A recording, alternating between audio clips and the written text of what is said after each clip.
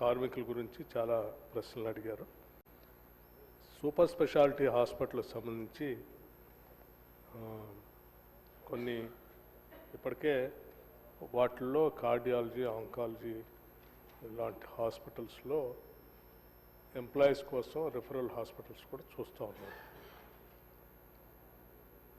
అట్లాగే ఖాళీగా ఉన్నటువంటి హాస్పిటల్స్లో కొంతమంది డాక్టర్లు, స్పెషలిస్టులు లేరని కొద్ది సభ్యులు అడిగారు. దీనికి సంబంధించి ఇప్పటికే నోటిఫికేషన్ కూడా ఇవ్వటం జరిగింది. 11 మంది కాంట్రాక్ట్ డాక్టర్స్ పనిచేస్తున్నారు. మిగిలిన 32 మంది డాక్టర్లకు సంబంధించి నోటిఫికేషన్ ఇచ్చారు. త్వరలోనే వాటిని కూడా పూర్తి చేస్తారు అధ్యక్ష. అట్లాగే 175 మంది పారామెడికల్ సిబ్బంది అంతర్గత నియామక ప్రక్రియలో ఉన్నది. 2026 మార్చి నెలలో చేపట్టడం అవుతాం. పోతే కార్మికుల సంక్షేమం గురించి రిటైర్ అయినటువంటి ఎంప్లాయీస్కి మందుల ఫెసిలిటీ ఉందా లేదా అని అడిగారు. రిటైర్డ్ అయినటువంటి ఎంప్లాయీస్ కూడా మెడిసిన్ ఫెసిలిటీ ఉంది అధ్యక్ష. వాళ్ళకి సిపిఆర్ఎంఎస్ స్కీమ్ కూడా అవైలబిలిటీ ఉంది. రిటైర్ అయినటువంటి ఎంప్లాయీస్ కూడా 8 లక్షల వరకు ఆల్రెడీ వాళ్ళకి ఆ మందులు అవైల్ చేసుకోవడానికి అవకాశం ఉంది. అట్లాగే మిగతా టెర్మినల్ బెనిఫిట్స్ కూడా అన్నీ వాళ్ళు చేయటం జరిగింది అధ్యక్ష.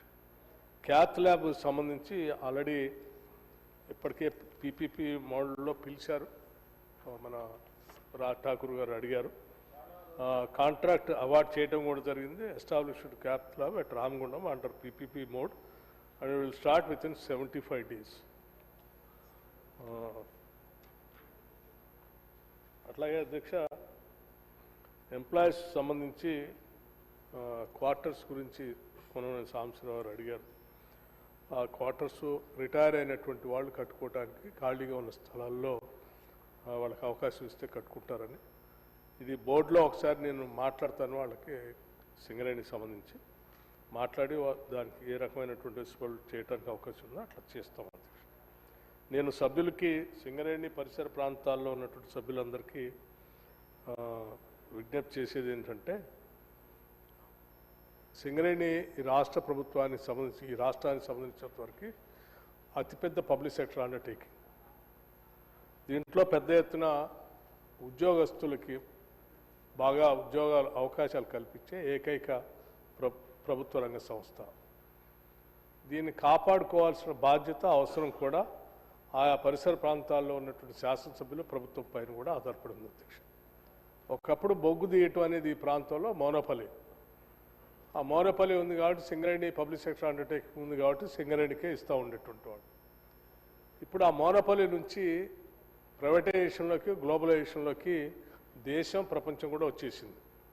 గవర్నమెంట్ ఆఫ్ ఇండియా సింగరేణికి ఆయా పరిసర ప్రాంతాల్లో మన రాష్ట్రంలో ఉన్నటువంటి బొగ్గుబాయిలన్నీ కేటాయించాల్సింది పోయి ఇప్పుడు ఆక్షన్ చేస్తూ ఉన్నాం. ఆక్షన్లో సింగరేణి పార్టిసిపేట్ చేసి ఎవరు అంటే సింగరేణితో పాటు ప్రైవేట్ వ్యక్తులు, ఏజెన్సీస్ కూడా పార్టిసిపేట్ చేస్తున్నాయి. ఈ పోటీ ప్రపంచంలో మనం కూడా దాన్ని తట్టుకొని నిలబడాల్సిన పరిస్థితి ఏర్పడింది. అట్లాగే బొగ్గు సప్లై కూడా థర్మల్ పవర్ స్టేషన్స్కి